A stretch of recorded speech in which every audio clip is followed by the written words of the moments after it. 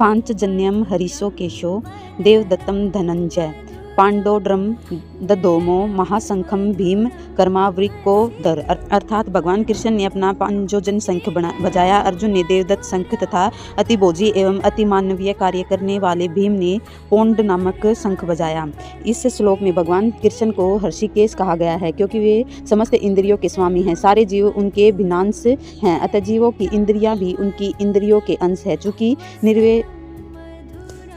निर्विशेषवादी जीवों की इंद्रियों का कारण बताने में असमर्थ हैं, इसलिए वे जीवों को इंद्रिय रहित या निर्विशेष कहने के लिए उत्सुक रहते हैं। भगवान समस्त जीवों के हृदय में स्थित होकर अपनी इंद्रियों का निर्देशन करते हैं, किंतु वे इस तरह निर्देशन करते हैं कि जीव उनकी शरण ग्रहण कर ले और विशुद्ध भगत की इंद्रियों का तो वे प्रत्यक्ष निर्देशन करते हैं। यहाँ कुरुक्षेत्र की युद्ध भूमि में भगवान कृष्ण अर्जुन की दिव्य इंद्रियों का निर्देशन करते हैं, इसलिए उनको हर्षिकेश कहा गया है। भगवान के विविध कार्यों के अनुसार उनके भिन्न भिन्न नाम हैं। उदाहरणार्थ इनका एक नाम मधुसूदन है क्योंकि उन्होंने मधु नाम के असुर को मारा था। वे गोवों तथा इंद्रियों को आनंद देने के कारण गोविंद कहलाते हैं। वासुदेव के पुत्र होने के कारण इनका नाम वासुदेव है। देवकी को माता रूप में स्वीकार करने के कारण इनका नाम देवकी नंदन है। वृंदावन में यशोदा के नाम बाल लीलाएं करने के कारण ये यशोनंदन हैं।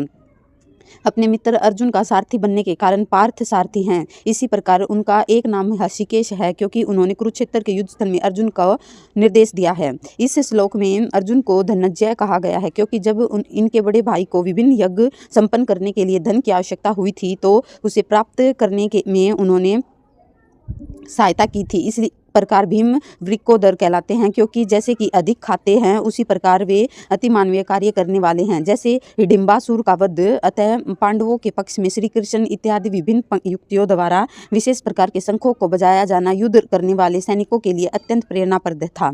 विपक्ष में ऐसा कुछ न था, न तो परम निदेशक भगवान कृष्ण थे, न ही भाग्य की देवी श्री थी, अतः युद्ध में उनकी पराजय पूर्ण निश्चित थी। शंखों की ध्वनि मानो यही संदेश दे रही थी। जय श्री राम।